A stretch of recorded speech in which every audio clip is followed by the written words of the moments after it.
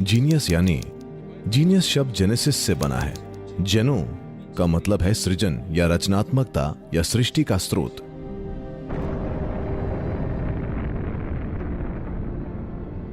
तो जीनियस का मतलब है कि उसने सृष्टि के स्रोत को जाने या अनजाने में छू लिया है।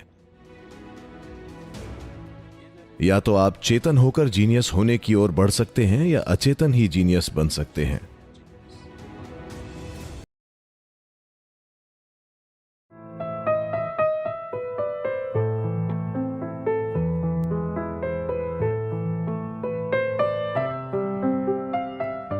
यह बिल्कुल ही एक तरफा निष्कर्ष है, पर संभव है। यह एक संभावना है, लेकिन ऐसा जरूरी नहीं है। जीनियस यानी जीनियस शब्द जेनेसिस से बना है। जेनो का मतलब है सृजन या रचनात्मकता या सृष्टि का स्रोत।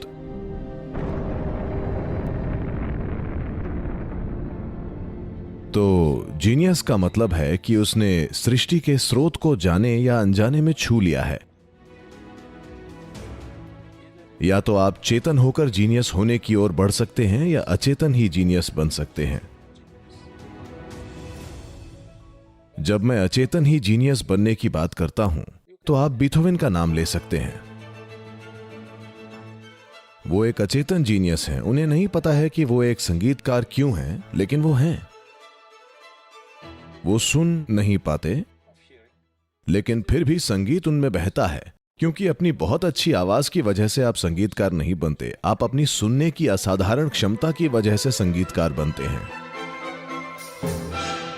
तो कोई व्यक्ति जो कि सुन भी नहीं सकता, अगर संगीतकार बनता है तो वो एक अचेतन जीनियस है। हो सकता है कि वो सामान्य ध्वनियां न सुन पाए हों, इसीलिए उन्होंने किसी और चीज पर ध्यान दिया हो।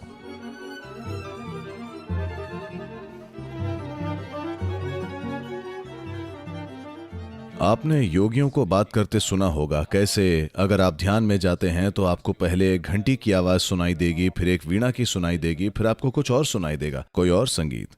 आपने सुनी होंगी ना ये कहानियां। तो हर चीज पता है ना, वो बहरे थे, वो बाहर की कोई भी आवाज नहीं सुन सकते थे, तो शायद उन्होंने कुछ और सुनना शुरू कर दिया और ध्वनियां खुद को रूपों में बदलने लगीं, कोई भी रूप हो, और वो एक महान संगीतकार बन गए।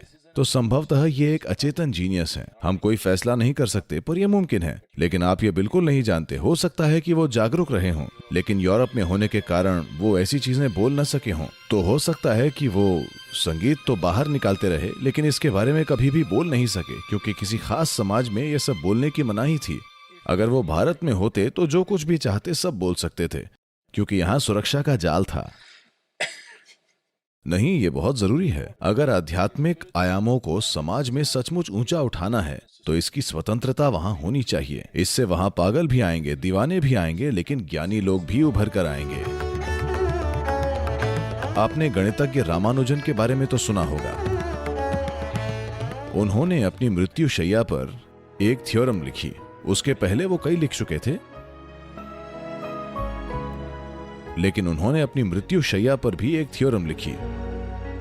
मुझे लगता है कि 100 साल बाद 2010 में वो ये पता लगा पाए कि ये थ्योरम ब्रह्मांड में ब्लैक होल को बयां करती है।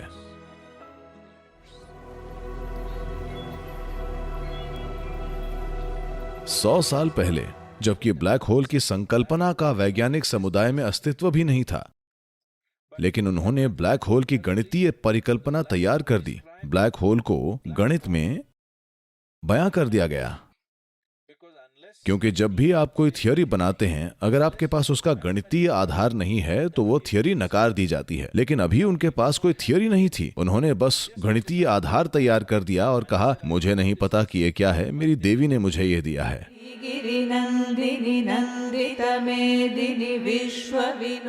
जैसे कि ईशा योग केंद्र में हमारे पास लिंग भैरवी है, इसी तरह कुछ देवी देवता सृष्टि में एक प्रतिष्ठित खिड़की की तरह होते हैं।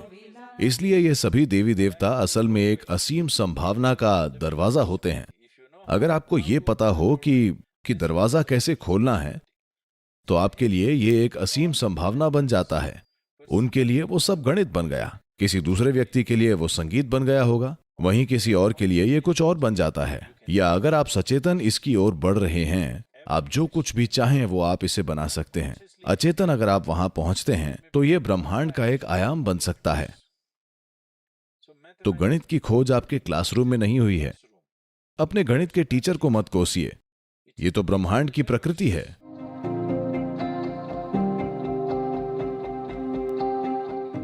इस ब्रह्मांड की प्रकृति को इंसानी अनुभव में ले आने का यही एकमात्र तरीका है, और इसे समझदारी से करने का एक प्रभावशाली तरीका गणित है। शब्द बिल्कुल व्यर्थ हैं। The only efficient way to do it is to imbibe the universe as a part of yourself.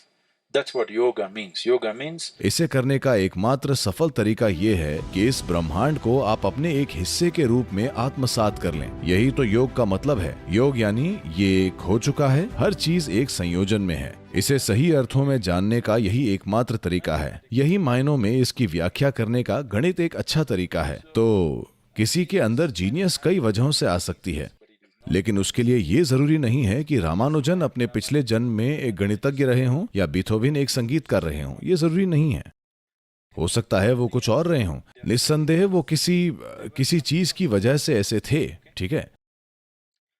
निश्चित रूप से वो अपने भीतर एक विकास की अवस्था में थे, जो इस जीवन में संगीत या गणित या किसी और चीज के रूप में प्रकट हुआ है। लेकिन ये बिल्कुल जरूरी नहीं है कि वो संगीतकार या गणितज्ञ रहे होंगे। बस इतना है कि उन्होंने किसी तरह वो खिड़की या दरवाजा खोल लिया। इसी वजह से उनके लिए जीवन का एक आयाम